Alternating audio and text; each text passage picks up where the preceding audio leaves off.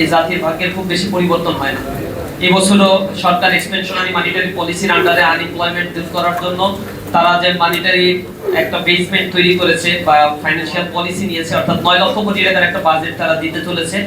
তার মধ্যে অনেক বিষয়গুলো আছে যেগুলো কন্ট্রাডিক্টরি, অনেক বিষয় আছে যেগুলো আমাদের দাবি দেওয়ার বিষয়। সেগুলো নিয়ে আমরাও সেমিনার করেছি, এখানে আমরাও আমাদের কথাগুলো পেশ করার জন্য চেষ্টা করেছি। এদেশের বাজেট বাস্তবায়নের ক্ষেত্রে সবচেয়ে বড় প্রতিবন্ধকতা যেটা, সেটা হচ্ছে ট্রান্সপারেন্সির অভাব। দুর্নীতি, দুঃশাসন এবং স্বজনপ্রীতির কারণে বাজেটের একটা বড় অংশের টাকাগুলোই হচ্ছে লোপাট হয়। মানে এডিবিতে যে বাজেটগুলো দেওয়া হয়, এই বছর আমি শুনলাম প্রায় 3 লক্ষ কোটি টাকা হচ্ছে অ্যানুয়াল ডেভেলপমেন্ট প্রোগ্রামের জন্য বাজেটে বরাদ্দ দেওয়া হয়েছে।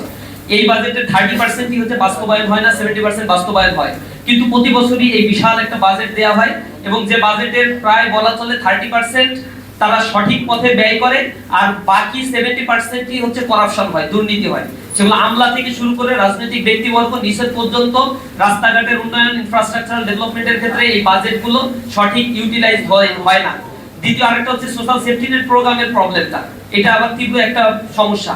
সোশ্যাল সেফটি নেট প্রোগ্রামে গত বছর 1,16,000 কোটি টাকা বাজেট দেওয়া হয়েছে, এই বছর দেখেছি 1,30,000 কোটি টাকা প্রপোজ করা হয়েছে নানা ধরনের কাটটার তারা দিবে। কিন্তু এই সোশ্যাল সেফটি নেট প্রোগ্রামের টাকার প্রায় 50%ই হচ্ছে দুর্নীতি হয় এবং রাজনৈতিক নেতৃবৃন্দ তারা তাদের চ্যানেলগুলো দিয়ে জনগণের কাছে এই সোশ্যাল সেফটি নেটের প্রোগ্রামের টাকা পৌঁছানোর ক্ষেত্রে তারা স্বজনপ্রীতি করে নিজেদের কাছে এই টাকাগুলো অনেক ক্ষেত্রেই লোপাট করছে।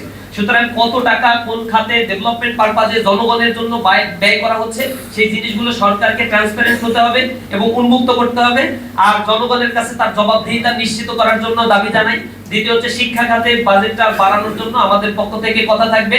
প্রতি বছরই শিক্ষা খাতে, বিশেষ করে মাদ্রাসা শিক্ষা সবচেয়ে বেশি অবহেলিত। প্রতি বছর 12,000 কোটি টাকা মাত্র এখানে দেওয়া হয়।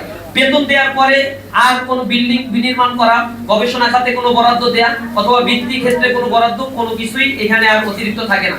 সুতরাং শিক্ষা খাতে এই বাজেটগুলো যেন বেশি করে বাড়ানো হয় এবং জাতি গড়ার জন্য যেটা প্রয়োজন, বিশেষ করে আমাদের বাজেটের 12% মাত্র শিক্ষা খাতে থাকে, অথচ ইন্টারন্যাশনাল কমিউনিটি গুলো এটাকে বলে অন্তত জিডিপির 6.4% এখানে বাজেট বরাদ্দ দিতে হবে।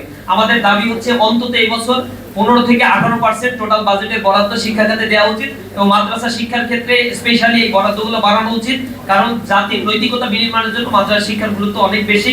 আমরা আশা করি সামনে যে বাজেটটা দেওয়া হবে এখানে কোনো শুভঙ্করের ফাঁকি থাকবে না, এখানে জনগণের কল্যাণের কথা মাথায় রাখা হবে এবং লুটপাট করে প্রতি বছর বাজেট থেকে যে পরিমাণে টাকা বিভিন্ন খাতে নিয়ে যাওয়া হয়, রাজনৈতিক বিবেচনায় বরাদ্দ দেওয়া হয়, সেই বিষয়ের ক্ষেত্রে আরো বেশি স্বচ্ছতা এবং জবাবদিহিতা নিশ্চিত করা হবে, জনগণের সাথে সামনে তা উন্মুক্ত করা হবে, এই আশাবাদ আমরা রাখছি। এই কথা বলে আমার কথা শেষ করছি। আসসালামু আলাইকুম ওয়া রাহমাতুল্লাহ।